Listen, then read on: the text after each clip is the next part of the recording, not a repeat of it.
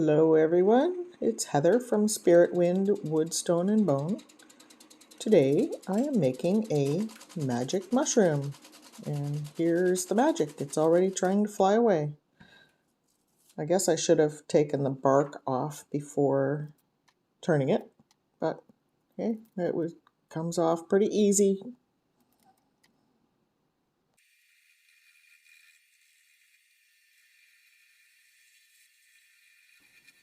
I'm going to speed up a lot of this video, as you've seen it many times. I'm just going to round out this piece. I think it's white ash, but I'm not sure. It is a pretty white wood. You'll see that at the end when I turn the stem. Here I'm just putting a tenon on both ends so that I can mount the top and bottom of this little mushroom in the chuck. And I'm going to cut it right in half right here.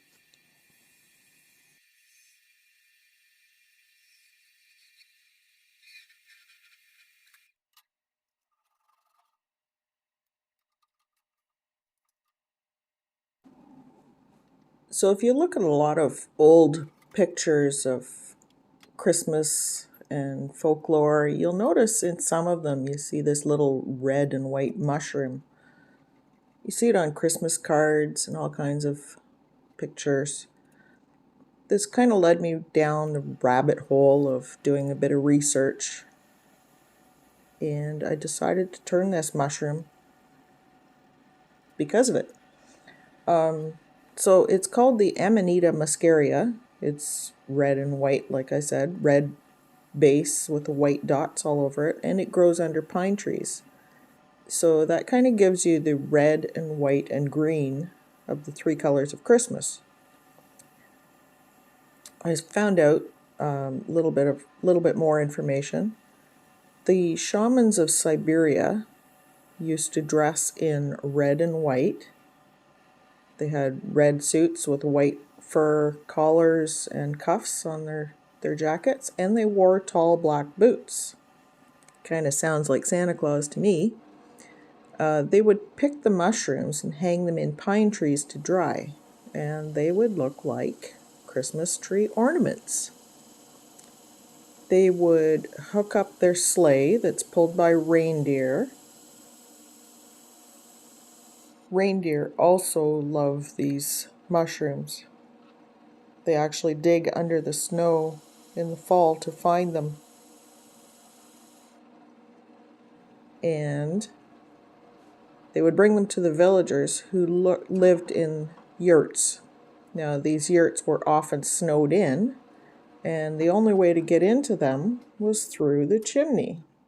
Sound familiar?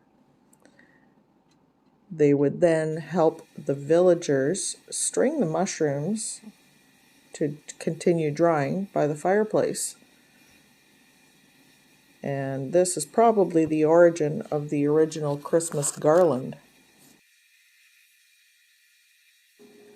So that's just a little bit of the history that I found on this little mushroom called the Amanita Muscaria.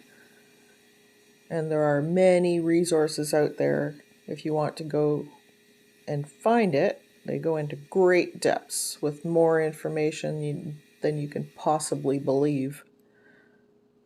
Now you can take this all with a grain of salt if you want, but personally I think that modern traditions all have roots in ancient folklore and traditions. But you can do the research yourself. There's lots of YouTube channels and websites out there that can give you information.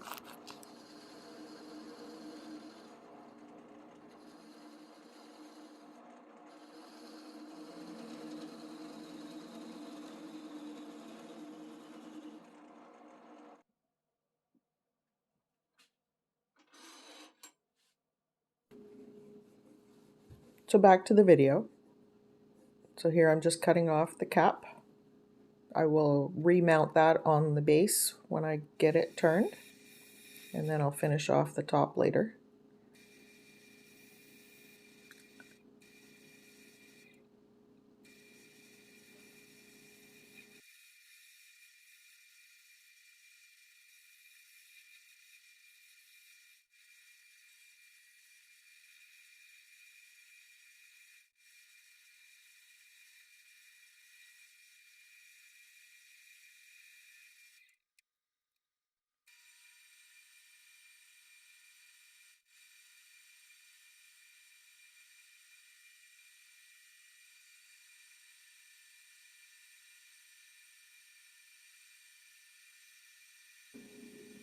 So I've turned white ash before, and I had a really hard time hollowing it out, but this, for some reason, just seems to be cutting like butter.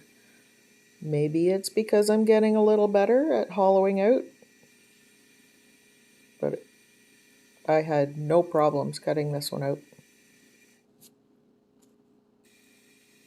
You might notice right here that the base of the mushroom is a little bit shorter too than it was a minute back. It's because I didn't really like the shape of it, so I redid the length. I cut about a 1/4 inch off of it and just made it a little shorter.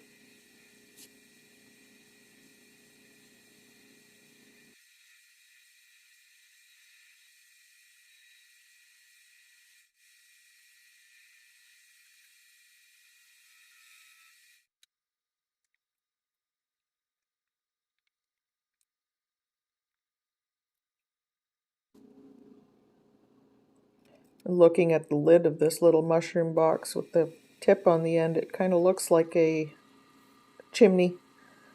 Maybe I'll make another one and I'll leave it. Does kind of look like a chimney of a yurt.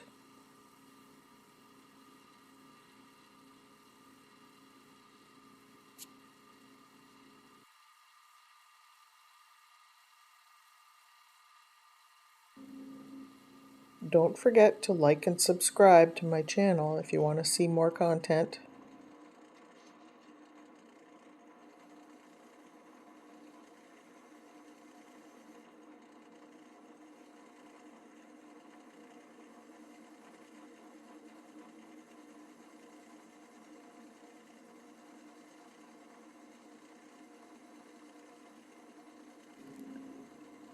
So the shape of this little mushroom box is not quite the shape of a real Amanita Muscaria.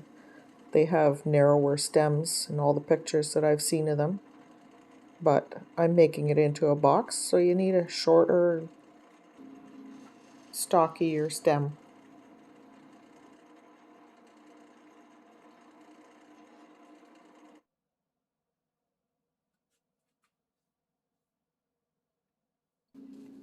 Just adding a coating of sanding sealer on the cap just to seal it up when I paint it. The paint won't soak in quite so much, and I probably won't have to put 3 or 4 layers of paint on it to cover it and give it a nice solid red.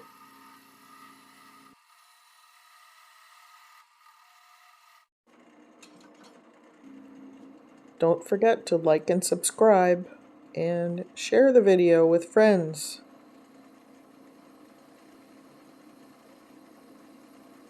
And make a comment. I like to hear what you guys think.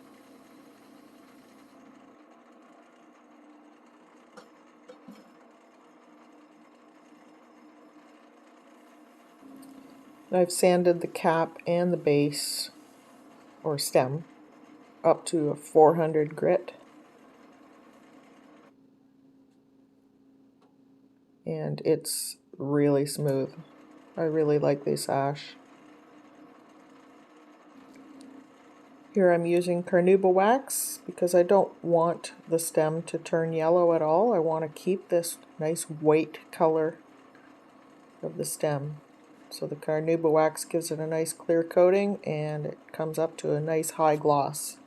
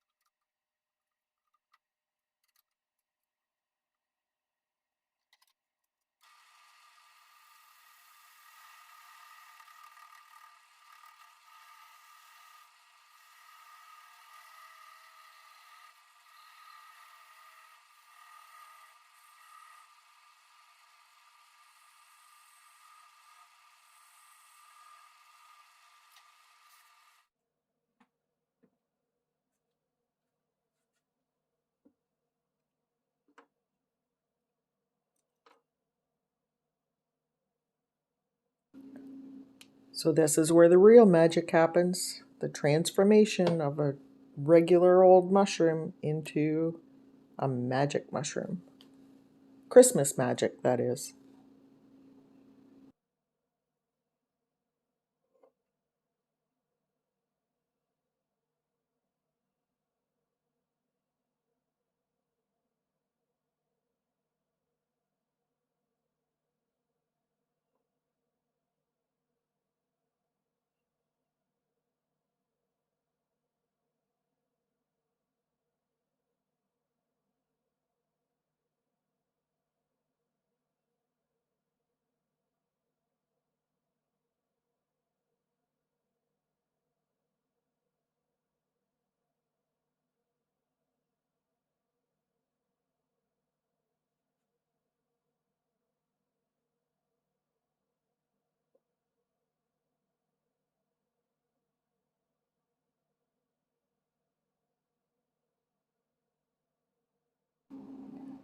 The paints I'm using are just an acrylic water-based paint that you can buy at any craft store or even dollar stores. They're nice and bright. They go on easy.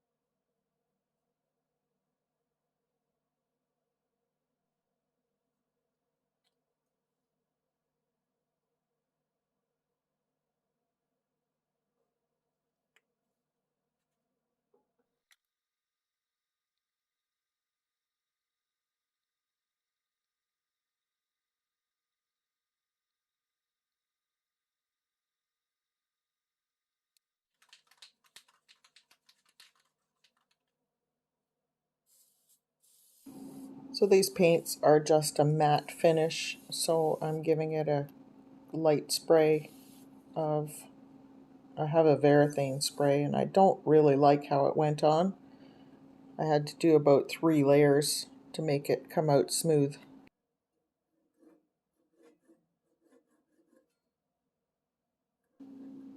So I decided to cut the bottom off instead of turning it off because I didn't want to get tear out and have a bad finish on the bottom of my perfect little mushroom. I'll just take a knife and give that a bit of a trim and a sanding, a little bit of carnauba wax polish on the bottom, and it'll be done.